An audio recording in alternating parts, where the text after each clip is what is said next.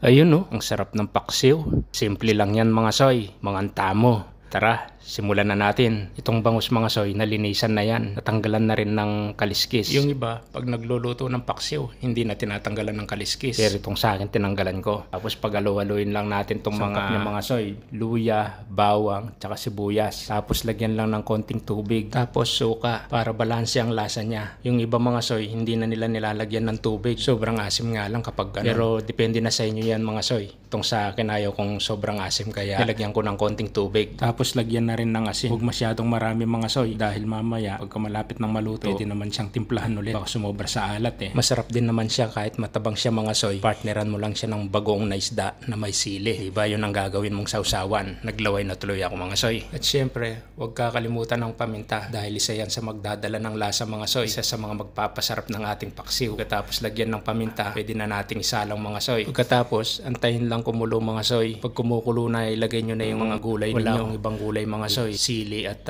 pechay lang ang meron ako, kaya ito lang ang ilalagay ko. Siling pang sinigang yan mga soy. Yung iba, lalagyan nila sitaw or talong o okra. Kung anong meron kayo, yun ang ilagay nyo. Yung iba, ang palaya rin nilalagyan nila. Itong sa akin, yan lang muna sa ngayon mga soy. Tapos takpan lang ulit. Pag luto na ang gulay, luto na rin ang ating paksiw mga soy. Ayan, ang sarap ng ating paksiw, mga antamo.